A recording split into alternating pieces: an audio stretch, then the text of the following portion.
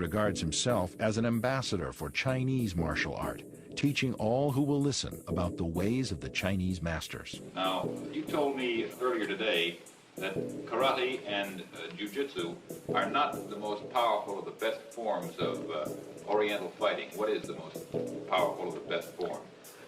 Well, it's bad to say the best, but in my opinion, I think Kungfu is pretty good. Would you tell us a little bit about Kungfu? Well, Kungfu is originated in China. It is the ancestor of karate and jiu-jitsu.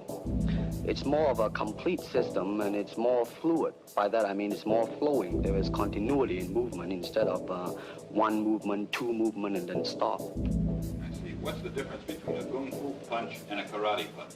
Well, a karate punch is like an iron bar, whack.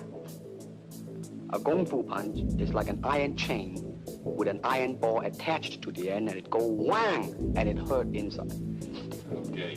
Lee has studied a system of Chinese Kung Fu for the past 9 years called Wing Chun, and is considered one of the art's most talented and articulate exponents. His teacher in this art has been an elderly Hong Kong Chinese master by the name of Yip Man.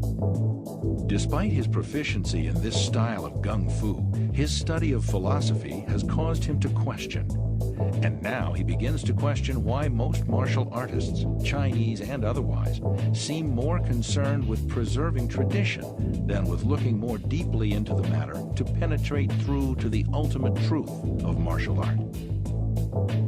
Moreover, Lee has begun to develop his own method of Kung Fu, which he describes as non-classical in nature and which takes as its core the principles of economy of motion, simplicity, and directness. All right, for instance, you will read it in a book, in a magazine and everything, that when somebody grabs you, you will first do this, and then this, and then, and then, and then, and then, thousands of steps before you do a single thing. Of course, these kind of magazine would teach you to be feared by your enemies and admired by your friends and everything. But in Kung Fu, it always involves a very fast motion. Like, for instance, a guy grabbing your hand. It's not the idea to do so many steps. Step him right on the instep. He'll let go.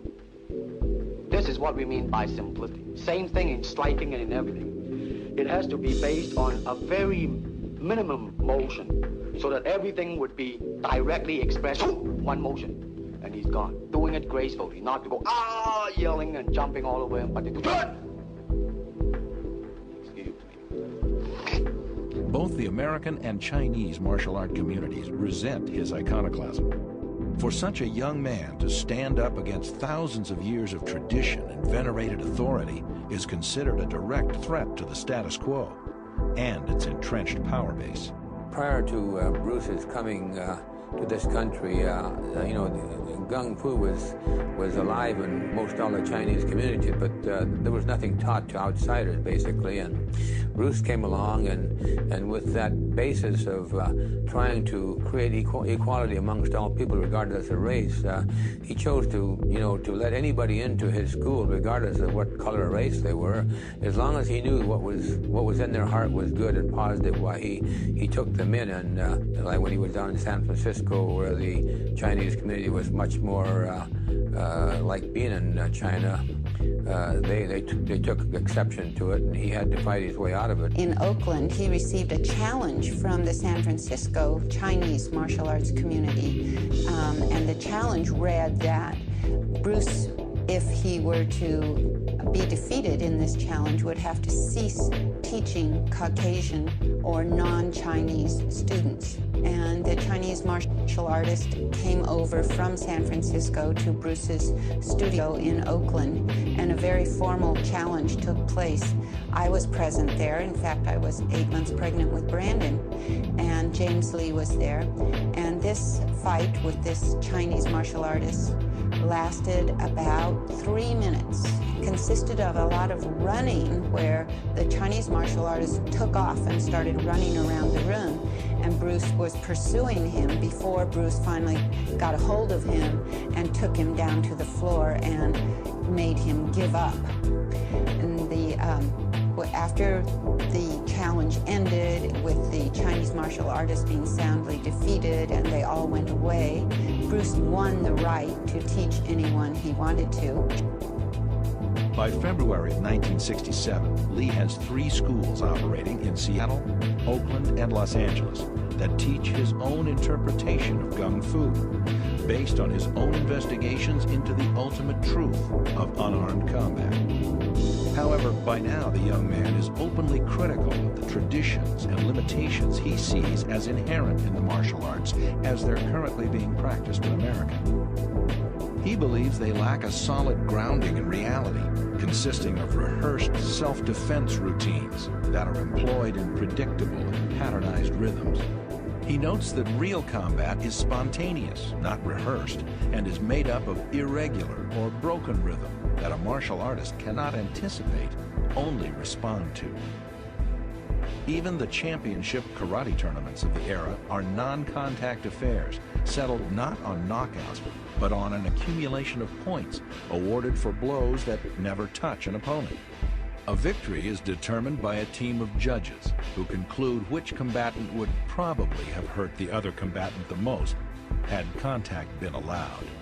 Lee has no use for such styles of pseudo-fighting, which he calls organized despair and dry land swimming. Lee's criticism of the arts can be attributed in part to his background in Hong Kong, which consisted not of non-contact karate tournaments, but full-contact street fights and challenge matches fought on Hong Kong rooftops. When not fighting against proponents of different styles of Kung Fu on rooftops, Lee had also fought frequently against opponents who had been armed with knives and chains. In such real-world encounters, referees and judges were not necessary. Rather than participating in non-contact karate tournaments, which he considers little more than glorified games of tag, Lee instead devotes himself to devising a more scientific approach to unarmed combat. His research leads him to the science of Newtonian physics and the techniques and principles of European fencing and Western boxing, where efficiency, not tradition, are the touchstones of both disciplines. Lee's research causes him to understand that the only litmus test of a combative technique's worth is whether or not it can be landed effectively on an opponent. Anything that's ornamental is discarded from his style. He retains only those techniques that he himself has determined to be practical in real self-defense situations. Lee is the first martial artist in North America, if not the world, to have his students don boxing gloves, headgear, and body protectors and spar all out. Nothing is rehearsed, no punches are pulled, and full contact, reality-based martial art is the order of the day. In 1967, Lee introduces the concept of full contact sparring at the International Karate Tournament in Long Beach, California.